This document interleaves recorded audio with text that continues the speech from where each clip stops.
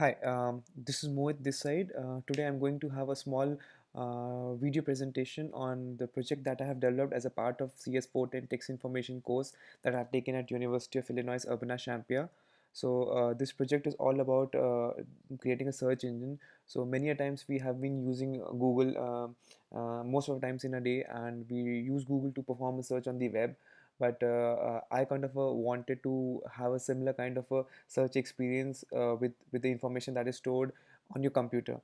So this application what we have developed is created with an intent so that you could run this on your machine, and you could then use this to find documents that are there inside your machine, because over the period of time we all flood our desktops with a lot of information, but after some point of time we forget as to where the file gets located in our machine.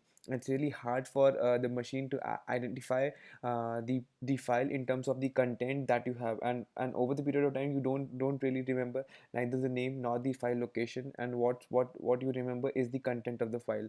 So keeping in mind that kind of an idea, we had a similar kind of an experience. We did try compare different tools what we have with the Mac OS operating system, the Spotlight search, and whatever we have in the Windows machine, which is the Bing search. Both of them didn't provided a kind of a result that we were expecting. So this project aims at solving this problem. We have created this project on the GitLab using the following URL, which has been made open source. I'll be sharing this URL with you guys in the documentation. This project was developed by three team members. One was me, of course. Second one was Brad Ballard, and third one was Anupama Agrahari. And we three worked on this project, and there are two kind of interfaces that we try to provide to the customer. One is the shell interface, and the other is the web interface, so that the user has the choice of selecting whichever he thinks would be easy for him to work upon. So I have the entire code base cloned in my local machine, and I'll quickly take you through the code that we have developed.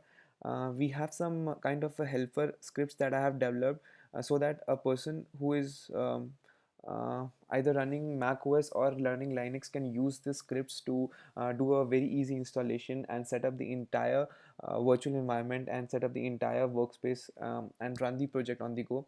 The other option is that we have a script called create package.sh, through which I am packaging this entire application in a wheel format, and this wheel can then be used to do installation on any machine which has a support for Python 3.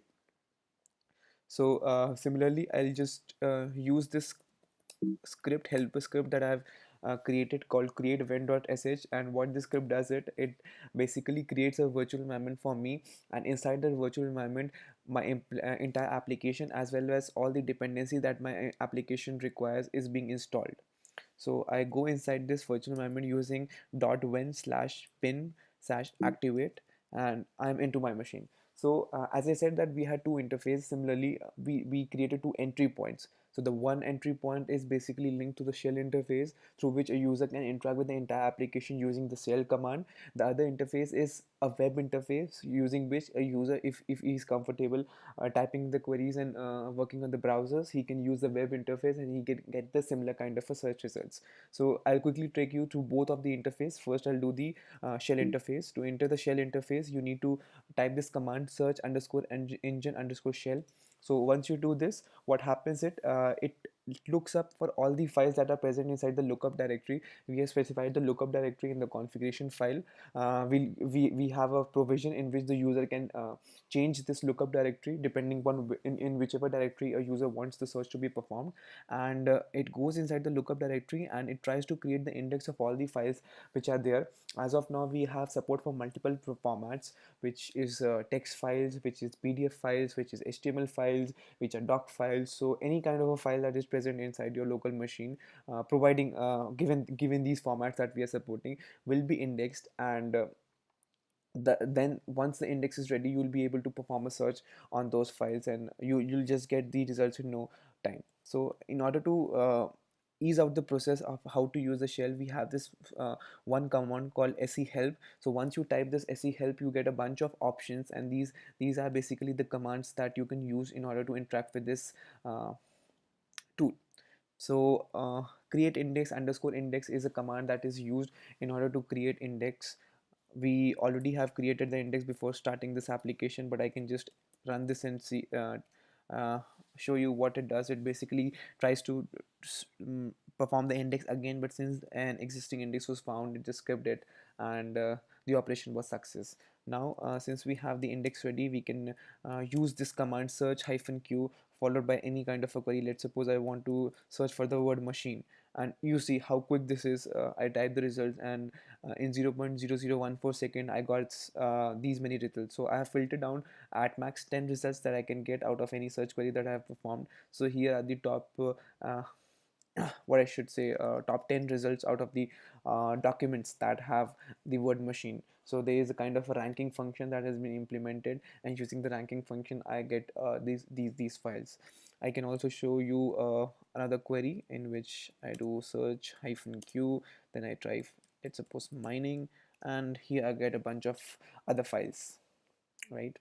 So moving on to other commands, this one command that I have given, as I told you that we are be performing this indexing in a lookup directory. So a user can then use this shell interface, and then he can change his lookup directory to any other lookup directory, and then possibly once the lookup directory gets changed, he can then use this command called create fresh index, and once this command gets executed, it will then use a new lookup directory to fetch all the files inside the directory and create index out of it. So I'll not be using this search directory because I already have the lookup directory set for me in my configuration file. This is one additional way through which get underscore system underscore property is one command that you could use in order to know something more about your system. So here we are trying to display some internal information like the hardware information, on which hardware machine you are trying to run this application, what is the platform of the Python that you are running this application on, and what is the OS platform. So this such kind of information might be useful to a user, because many a times he keeps searching into different directories, and he keeps searching into different system properties to fetch out such information. So we thought that giving some such kind of information would be important. Now one of the most important commands that I feel as a part of this application is this update underscore index. So often many times whenever, let's suppose at a given point of time, you created that index. Now tomorrow you do some changes in that directory. Let's suppose you delete some files, you add some new files, or you even modify an existing file. So all this information has to be taken into account. We can't rely on the mechanism that we recreate the entire index, because indexing is somewhat a heavy operation. It requires a bit of time to perform the indexing. So this update underscore index is an intelligent way through which it basically identifies any new file added, any new file modified, or any new file deleted. In such cases, what it will do is, for any kind of three modification, that is the addition, the deletion, or modification, it will then try to change the index or update the existing index, and not affect the other files or the index of the other files that are already there inside the given lookup directory. So I'll just execute this once and I'll show you what happens. So it says that it's trying to update the index, and since it didn't file any new, since it didn't detected any new file or any deleted file, it somehow skipped that, and it said that your index is up to date, right? So now I'll show you what I have in my index directory, documents directory, is a file called khanna.txt, where I have this text khanna, right? What I expect from this search engine is that whenever I type this query search hyphen q khanna, I should probably get this file. See, what I'm getting is this file. Now I am going to delete this file from my lookup directory and then try to update the index. So here we go, we move it to trash, and then we give the command say update underscore index. So here if you can see that it says that existing index found, updating 0 new files and removing 1 deleted file. So it automatically detected that there was a deletion of 1 file that happened inside your directory. So it went ahead, it picked up the existing index and it removed the traces of that document from this index, and it returned you the index object so that you can perform the search again. Now if I search for this, I should probably not find anything. See, here it says that couldn't find anything. So this was the deletion phase. Also, we also have a provision for an addition phase. So I show you, we have a file called mohit.txt where I have this word mohit. Now what I do is I copy this file inside my lookup directory,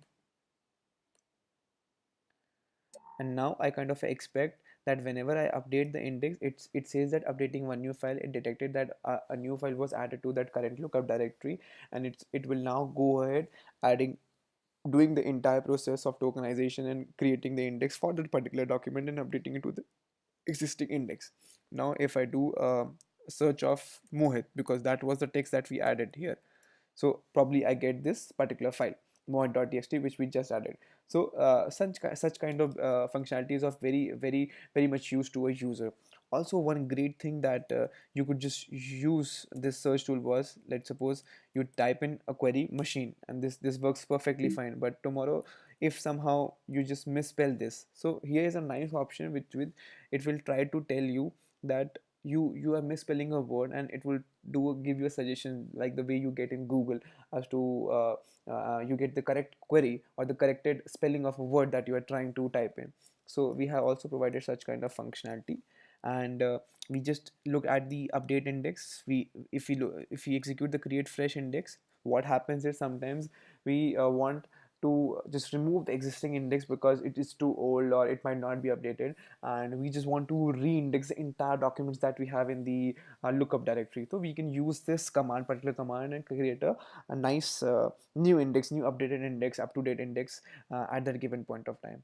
And there's one last command which says that update index document, and this basically command is used for documents that are already there inside the index but they have been updated. So the updated change has to go inside the index, so that whatever new text was added to that document, you could just use that text also as a query, and then you can get the correct results out of from that text. So this is all that we have for the shell interface. So now that we have looked at the shell interface, as I told you that we also have another interface called the web interface.